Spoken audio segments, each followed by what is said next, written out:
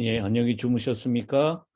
오늘은 창세기 20장에 있는 말씀을 통해서 은혜를 나누도록 하겠습니다. 먼저 창세기 20장 1절에 있는 말씀을 보면 아브라함이 거기서 이 헤브론 마므레 상수리 숲이 있는 곳이죠. 네게부 땅으로 이 애굽과 접경을 두고 있는 가나안 남방 지역을 네게부라고 얘기합니다. 그곳을 옮겨가 가데스와 술 사이 그랄에 거류하며라고 했습니다. 이 술 광야 하면 여러분 그 하갈이 도망쳐 왔을 때 하나님을 만났던 그 장소가 술 광야였습니다. 술 광야는 아주 척박한 곳이었죠. 그리고 가데스와 술 사이는 오래 머무를 수 없는 그런 사막 지역이었기 때문에 좀 북쪽으로 올라가서 그랄이라고 하는 지역, 블레셋 사람들이 차지하고 있는 당시에 이 아비멜렉의 왕이 있었던 그곳입니다. 아비멜렉은 사람의 이름이 아니라 블레셋 왕의 명칭이었습니다. 바로 애굽의 왕을 바로라고 칭했던 것처럼 블레셋 왕을 아비멜렉이라고 칭했던 것입니다. 그런데 오늘 이 20장에 있는 말씀을 보면 이 아브라함이 24년 전에 가나안 땅에 처음 들어와서 흉년이 난 다음에 애굽으로 지진했을 때 똑같은 실수를 반복하고 있는 모습을 보게 됩니다. 이것을 통해서 우리가 배울 수 있는 몇 가지 교훈이 있는데요. 첫 번째, 이 아브라함이 나이가 들어서 무조건 성숙해지는 것이 아니다. 젊었을 때의 실수를 늙어서도 여전히 반복할 수 있다라는 것을 알게 됩니다. 그리고 두 번째는 인간은 시련을 겪고 나서도 변화되거나 고쳐지지 않는 존재다라고 하는 것입니다. 아브라함이 이 사건이 있기 바로 전에 소돔과 고모라가 죄로 인해서 잿더미로 변하는 놀라운 심판을 목격했음에도 불구하고 또다시 거짓말을 하는 죄를 짓습니다. 이렇게 아브라함이 아비멜렉을 속인 이유를 우리가 살펴볼 수 있는데요. 그것은 바로 하나님을 두려워하지 않고 그랄 사람들을 두려워했기 때문입니다. 그리고 여러 지역으로 이주하는 동안에 아내를 이복 누이라고 부르기로 약속했기 때문이다라고 얘기를 하는데요. 이 아브라함이 이렇게 아비멜렉을 속였던 그 세 가지 변명을 11절, 12절, 13절에 한 절씩 한 가지 기록하고 있습니다. 11절에서는 아브라함이 이르되 이곳에서는 하나님을 두려움이 없으니 내 아내로 말미암아 사람들이 나를 죽일까 생각하였으며 그랬습니다. 하나님을 두려움이 없다라고 얘기했는데 이것은 사실이 아니었습니다. 우리 3절에 그 밤에 하나님이 아비멜렉에게 현명하시고라고 했습니다. 하나님이 아비멜렉에게 나타났을 때 아비멜렉은 하나님을 무시하거나 하나님에 대하여 무지하지 않았음을 보여줍니다. 하나님, 무죄한 의로운 백성도 멸하시나이까? 의로운 이방인도 멸하실 것입니까? 라고 하나님의 심판에 대하여 의의를 제기하고 있는 아비멜렉은 하나님을 두려워했고요. 무지하지 않았다라는 것입니다. 그리고 8절에 보면 아비멜렉이 그날 아침에 일찍 일어나 모든 종들을 불러 그 모든 일을 말하여 들려주니 그들이 심히 두려워하였더라라고 했습니다. 이것은 이 그랄에 있는 사람들이 하나님을 두려워하지 않았다라고 했던 아브라함의 이 핑계가 사실이 아니었다라는 것을 알게 됩니다. 그리고 두 번째 12절에 보면 또 그는 정말로 나의 이복 누이로서 내 아내가 되었다라고 그렇게 변명하고 있습니다. 여러분, 누이라고 얘기하는 것, 그거 사실입니다. 그러나 누이면서 아내라고 밝히지 않았던 것은 거짓이었습니다. 절반의 진실은 완전한 거짓보다 더 무서운 것입니다. 거짓말은 진실에서 멀어질수록 또한 그것이 확실한 거짓말일수록 피해가 적습니다. 너무도 뻔한 거짓말은 듣는 사람이 아예 무시하거나 들은 척도 하지 않기 때문입니다. 하지만 거짓말과 진실의 경계가 가까워질수록 그 구별은 애매해집니다. 따라서 진실에 가까운 거짓말일수록 그것이 거짓말이라는 것을 구별해내기가 쉽지 않습니다. 그래서 절반은 거짓말이고 절반은 진실인 거짓말이 가장 나쁜 거짓말이다. 영국의 시인 테니스라는 사람이 그렇게 얘기했습니다. 그리고 영국의 성직자 헤어 역시 가장 악질적인 거짓말쟁이는 진실에 가까운 거짓말을 하는 사람이다라고 했습니다. 이게 마귀가 마지막 때 사용하는 전술 아닙니까? 마귀는 100% 거짓말을 말하지 않습니다. 왜냐하면 그러면 사람들이 믿지 않고 그 거짓말을 받아들이지 않을 것이 뻔하기 때문입니다. 99%의 진리에 1%의 거짓을 섞을 때 그것이 가장 치명적이고 사람들을 다 속일 수 있는 효과적인 방법이다라고 하는 것이죠. 그래서 오늘 우리 이 아브라함의 이 모습을 통해서 우리가 배울 수 있는 것, 진리를 거스른 인간의 처세술은 오히려 더 큰 문제를 야기시킨다. 성도는 위기적인 상황에 처할수록 더욱 하나님의 뜻을 쫓아 진리대로 행할 때 모든 문제를 극복할 수 있다라고 하는 것입니다. 또 한 번 저지른 죄는 또 다시 쉽게 빠져든다라는 것입니다. 죄는 습관적이라는 것입니다. 그러므로 우리는 부단히 회개하는 삶을 살아야 합니다. 세 번째, 택한 백성의 실수와 범죄에도 불구하고 언약을 신실히 이행하시는 하나님의 은총의 섭리는 변함이 없다라는 것입니다. 우리가 후세에 아브라함이 믿음의 조상이라고 일컫게 된 것도 그의 신앙의 인격이 위대해서가 아니고 믿음의 조상이 되도록 하나님의 인격을 붙이신 하나님의 은총 때문이었다라는 것이죠. 그리고 성도가 죄악에 빠져서 진리의 빛을 발하지 못할 때에는 오히려 세상 사람들의 비웃음거리가 될 수 있다라는 것입니다. 하나님께 의의를 제기했었던 아비멜렉이 이제는 아브라함을 불러서 얘기합니다. 왜 그렇게 했느냐고. 내가 당신에게 무슨 잘못을 했길래 나와 내 나라가 큰 죄에 빠질 뻔한 그 일을 했냐고. 네가 무슨 뜻으로 이렇게 했느냐고.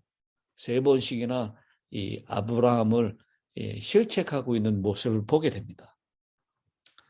그런데도요, 이 아비멜렉은 정말 아브라함을 후대하고 아브라함을 아주 잘 대접하는 이 장면을 보게 되는데요. 14절부터 있는 말씀입니다. 아비멜렉이 양과 소와 종들을 이끌어 아브라함에게 주고 그의 아내 사라도 그에게 돌려보내고, 애굽에 있었던 바로의 경험과 일치하는 이 이야기입니다. 15절에 아브라함에게 이르되 내 땅이 네 앞에 있으니 네가 보기에 좋은 대로 거주하라. 이 바로는 내 땅에서 빨리 나가라라고 했지만 이 아비멜렉은 내 땅에서 거주하라, 좋은 대로 거주하라라고 아주 더 너그럽게 대하는 모습을 보게 됩니다. 그리고 16절에 사라에게 이르되 내가 은 1000개를 네 오라비에게 주어서 그것으로 너와 함께한 사람 앞에서 네 수치를 가리게 하였노니 네 일이 다 해결되었느니라 라고 말합니다. 여기 이 아비멜렉이 사라에게 말하는 이 표현을 잘 유의해서 보십시오. 네 남편에게 은 1000개를 준다라고 하지 않고 네 오라비에게 준다라고 얘기하면서 이 아브라함과 사라의 이 거짓을 다시 한번 아주 강하게 질책하는 모습을 우리가 보게 됩니다. 오늘 이 창세기 20장에 있는 본문을 보면요, 사실상 이 믿음의 조상이라고 불리는 아비멜렉이 아브라함보다 아비멜렉이 훨씬 더 믿음의 모습을 보여주고 있고 더 너그러운 모습을 우리가 보여줍니다. 이렇게 아비멜렉 앞에서 참 망신을 당하고 그 체면이 말도 없이 떨어지게 되었습니다. 그런데 하나님께서는 그런 이 또다시 실수한 아브라함을 아비멜렉에 뭐라고 말씀하시냐면요, 7절에 그렇게 말씀하십니다. 이제 그 사람의 아내를 돌려보내라. 그는 선지자라.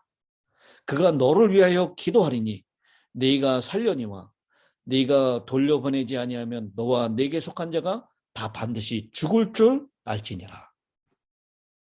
아브라함이 그렇게 허물이 많고 또다시 실수한 연약한 믿음의 존재라 할지라도 하나님께서는 아브라함을 당신의 선지자라고 부르십니다. 그리고 그 선지자가 아비멜렉을 위해서 기도하면 네가 살 것이다. 그러나 그 아내를 돌려보내지 않으면 너가 반드시 그 속한 자가 반드시 죽을 것이다 라고 말씀을 하십니다. 여러분, 아브라함이 하나님께 얼마나 죄송하고 송구스러웠을지 한번 생각해 보시기 바랍니다. 아브라함을 선택하고 부르신 하나님은 동시에 아브라함을 가르치시고 기르시는 분이십니다. 훈련을 통해서 다듬어 가시는 분이십니다. 오늘 우리가 불렀던 찬미처럼 나의 믿음 식을 때에 주날 붙드네. 마귀 나를 꾀일 때에 주날 붙드네. 주날 붙드네. 주날 붙드네. 사랑하는 나의 주 나를 붙드네. 하나님은 우리를 붙드시는 분이십니다. 그렇기에 우리처럼 실수와 결점이 많은 사람도 하나님께서 붙드시고 하나님의 도구로 사용하실 수 있다는 것입니다. 여러분, 오늘 또 저는 한 가지 강조하고 싶은 것은 하나님께서 아비멜렉이 사라를 데려왔을 때 3절입니다. 그 밤에 하나님이 아비멜렉에게 현몽하십니다.